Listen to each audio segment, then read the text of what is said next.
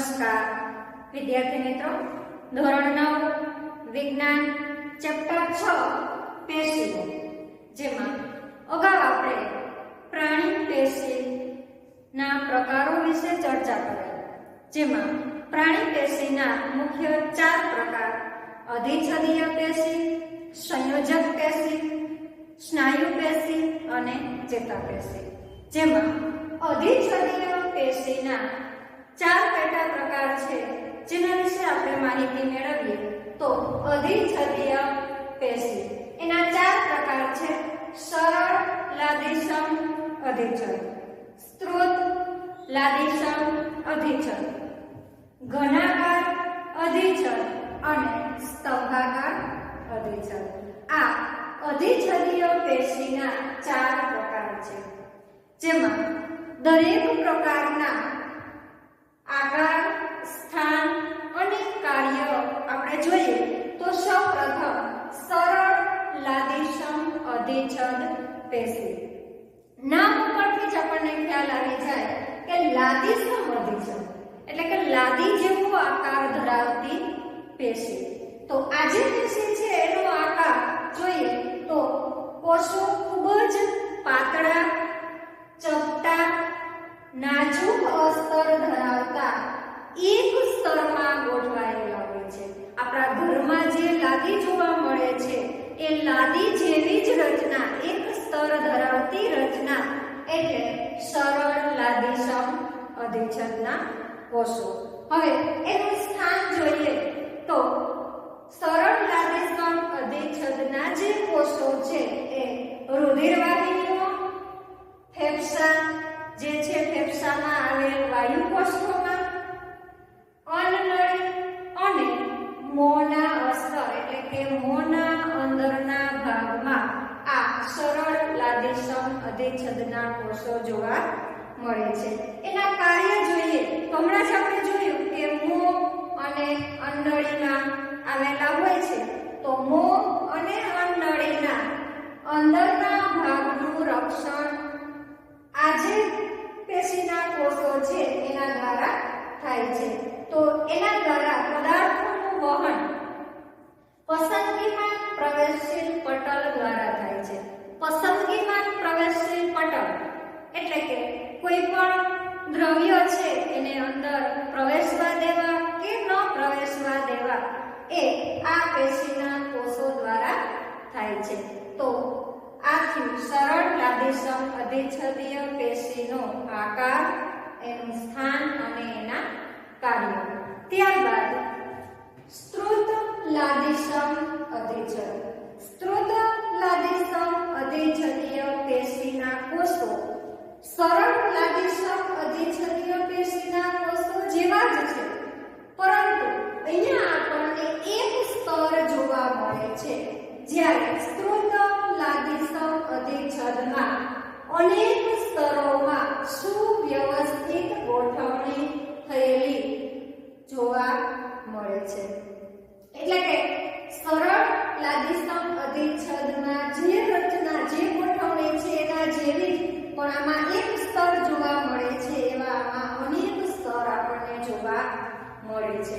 હવે એનું સ્થાન જોઈએ તો ત્વચાનું અધિછદ એટલે કે આપણી જે ચામડી છે એમાં આ પેશીના કોષો આવેલા હોય છે.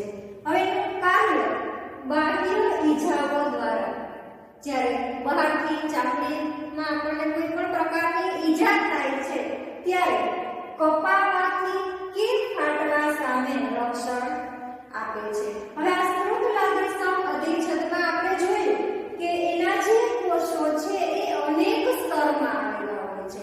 તો આપણને પ્રશ્ન થાય કે શા માટે અનેક સ્તરમાં આવા કોષો જોવા મળે છે?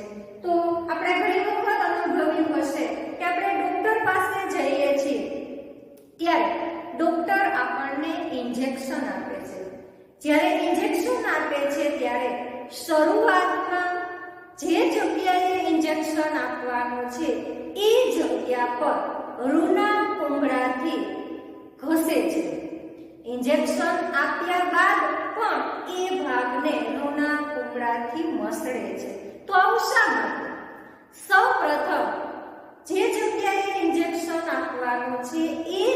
જગ્યા પર રૂના કમળાથી સ્પિરિટ લગાવે છે અને ઘસે છે, કારણ કે એ જગ્યાને સૌપ્રથમ જંતુ મુક્ત કરવામાં આવે છે, જેથી કરી અને શરીરની અંદર કોઈ ઇન્ફેક્શન ન લાગે.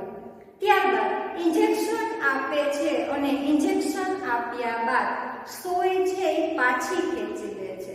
જ્યારે ઇન્જેક્શન આપેલ છે એ જગ્યા પર કાણું થશે. હવે આ જે કાણું છે એ અમુક સેકન્ડો સુધી રહે છે. તો ત્યારે આ જે સ્ત્રોત લાદીસમ અધિચ્છદના જે કોષો છે એ ત્યાં ચામડીમાં આવેલા હોય છે. એટલે ઇન્જેક્શન ખેંચ્યા બાદ એ જગ્યા પર મસળવાથી એટલે કે ઘસવાથી એ જે કાણું છે એ બુરાઈ જાય છે, જેને કારણે ઇન્જેક્શન દ્વારા જે દવા આપવામાં આવેલી છે અને અંદરનું ચામડીમાંથી જે લોહી જે છે એ બહાર નીકળતું નથી. માટે આજે ઈજા થવાની એટલે કે કપાવાથી કે ફાટવા સામે આ સ્ત્રોત લાદીસમ અધિચ્છદના કોષો છે એ ચામડીને રક્ષણ આપે છે. ત્યારબાદ ત્રીજો પ્રકાર છે ઘનાકાર અધિચ્છદ. આ ઘનાકાર આપણને ખ્યાલ છે કે ઘનાકાર એટલે કે લંબાઈ, પહોળાઈ અને ઊંચાઈ સરખી, જેને આપણે ઘનાકાર કહીએ છીએ.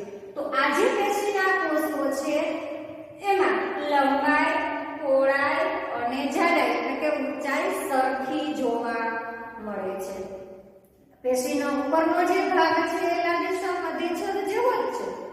હવે એનું સ્થાન જોઈએ તો મૂત્રપિંડ નલિકા અને લાળ ગ્રંથિની નલિકાના અસ્તરમાં આ ઘનાકાર અધિચ્છદીય પેશીના કોષો જોવા મળે છે. એનું કાર્ય તો પેશીનો કેટલોક ભાગ અંદરની તરફ વળી અને બહુકોષીય ગ્રંથિનું નિર્માણ કરે છે. એને કારણે આજે ઘનાકાર અધિચ્છદ છે એને ગ્રંથીય અધિચ્છદ તરીકે પણ ઓળખવામાં આવે છે. ત્યારબાદ ચોથો પ્રકાર છે સ્તંભાકાર અધિચ્છદીય કોષો, જેને પક્ષમલ અધિચ્છદ પણ કહેવામાં આવે છે, કેમ કે આ જે પેશી છે એની જે રચના છે એમાં પક્ષમો વાળ જેવી રચના ધરાવે છે, માટે એને પક્ષમલ અધિચ્છદ તરીકે પણ ઓળખવામાં આવે છે. હવે સ્તંભાકાર, સ્તંભ જેવો આકાર, સ્તંભ જોઈએ આપણે તો સ્તંભની ઊંચાઈ વધારે હોય છે, એટલે કે સ્તંભાકાર અધિચ્છદ જે છે એમાં લંબાઈ, પહોળાઈ સરખી જોવા મળે છે. લંબાઈ અને પહોળાઈ બંને સરખી, પરંતુ ઊંચાઈ વધારે હોય છે. અહીંયા આપણે જોયું ઘનાકાર અધિચ્છદમાં તો લંબાઈ, પહોળાઈ અને ઊંચાઈ બંને બધું કેવું છે સરખું, જ્યારે આમાં લંબાઈ, પહોળાઈ સરખી, ઊંચાઈ વધારે, સ્તંભ જેવો આકાર. આની ઘનાકાર અધિચ્છદની રચના આપણા જે પાઉંભાજીના પાઉં હોય એના જેવી ગોઠવણી આપણને જોવા મળે છે. હવે એનું સ્થાન જોઈએ તો શ્વાસ નળીમાં ઉપરના ભાગે પક્ષમો જેવી રચના ધરાવે છે, વાળ જેવી રચના જોવા મળે છે. એનું કાર્ય તો શ્વાસ નળીમાં પક્ષમલ અધિચ્છદના જે કોષો છે એના જે પક્ષમો છે એ પક્ષમોની ગતિને કારણે શ્લેષ્મને બહારની તરફ અંદરના ભાગમાં જે શ્લેષ્મ આવેલું હોય છે એ શ્લેષ્મને બહારની તરફ સ્થળાંતરિત કરીને સ્વચ્છ કરવામાં મદદરૂપ કરે છે. જે શ્લેષ્મ છે એને બહારની તરફ ધકેલે છે અને એ જે પ્રદેશ, એ જે ભાગ છે એને સ્વચ્છ રાખવાનું કાર્ય કરે છે. તો આ અધિચ્છદીય પેશીના 4 પ્રકાર સરળ લાદીસમ અધિચ્છદ, સ્ત્રોત લાદીસમ અધિચ્છદ, ઘનાકાર અધિચ્છદ અને સ્તંભાકાર અધિચ્છદ. તફાવતના સ્વરૂપમાં પણ તમને પૂછી શકાય કે સરળ લાદીસમ અધિચ્છદ અને સ્ત્રોત લાદીસમ અધિચ્છદનો તફાવત જણાવો. એ જ પ્રમાણે ઘનાકાર અધિચ્છદ અને સ્તંભાકાર અધિચ્છદનો તફાવત જણાવો, અથવા કોઈ પણ પ્રકાર છે એનું સ્થાન, એનું આકાર જણાવો. આ રીતે પણ તમને પ્રશ્ન પૂછી શકાય. તો વિદ્યાર્થી મિત્રો, અધિચ્છદીય પેશીના પ્રકારોના આકાર, સ્થાન અને કાર્યો જણાવો. તમારી નોટબુકમાં નોંધ કરી લેજો. ફરી મળીશું નેક્સ્ટ વિડીયોમાં. આભાર. જો તમને વિડીયો ગમે તો લાઈક, શેર એન્ડ સબસ્ક્રાઇબ કરજો.